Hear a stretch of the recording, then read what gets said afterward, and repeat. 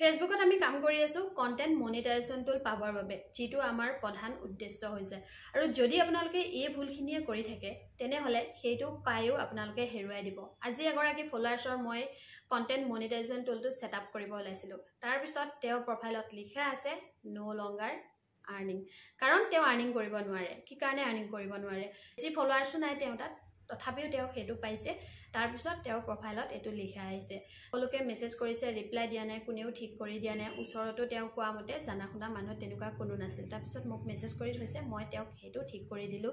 তাৰ পিছত প্ৰফাইলটো চেক কৰি দেখিলো যে ইমানে ইস্যুজ লাগি আছে মানে ইমানে কপিৰাইটৰ ইস্যুজ আছে তেওঁ ইমান বিলাক গান ইউজ কৰিছে যাৰ বাবে ইস্যুজ লাগি আৰ্নিং বন্ধ হৈ আছে ফেসবুকে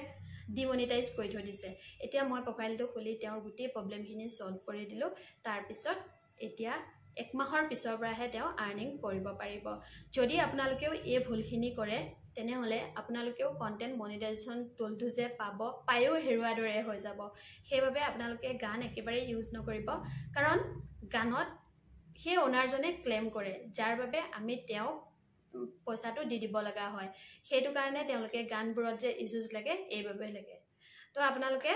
এই ভুলটো কেতিয়াও নকৰিব আৰু তেওঁ কত কি ভুল কৰিছিলে মই ভিডিওটোত দেখাই দিম বাৰু চাওক ভিডিওটো সম্পূৰ্ণ যাতে এইখিনি ভুল আপোনালোকৰো আৰু কেতিয়াও নহয় এইটো হৈছে মোৰ ফলোৱাৰ্ছ গৰাকীৰ আইডি তেওঁ আইডিটো খোলা পিছত মই দেখিলো যে ইমান বোৰ ইস্যুজ লগাই থৈ দিছে মানে বেলেগৰ ভিডিও বহুত বেছি আপলোড কৰিছে যাৰ বাবে এটো ইস্যুজ লাগিছে এইবোৰ দেখিছেনে তেওঁ বাচ্চাৰ ফটো ভিডিও এইবোৰ আপলোড কৰি থৈ দিছে যাৰ বাবে ফেসবুকে ইয়াত ইস্যুজ লগাই থৈ দিছে এইবোৰ মানে তেওঁ সেনসিটিভ কন্টেন্টৰ কিবা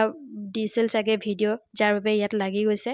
তো এইবোৰ দেখিছেনে বেলেগৰ ভিডিও ইউজ কৰাৰ বাবে ইয়াতে কপিৰাইটৰ ইস্যুজ লাগি আছে তাৰ উপৰিও ইয়াত যেটো গান ব্যৱহাৰ কৰিছে গানৰ ওনাজনেও তেওঁৰ ওপৰত ক্লেম কৰি থৈ দিছে যাৰ বাবে তেওঁ কন্টেন্ট মনিটাইজটো পাইছে কিন্তু ডিমনিটাইজ হৈ গৈছে তো আপোনালোকে এই ভুলখিনি কেতিয়াও নকৰিব যিমান পাৰে নিজৰ কন্টেন্ট ব্যৱহাৰ কৰিব একদম গান খুব কমকৈ ইউজ কৰিব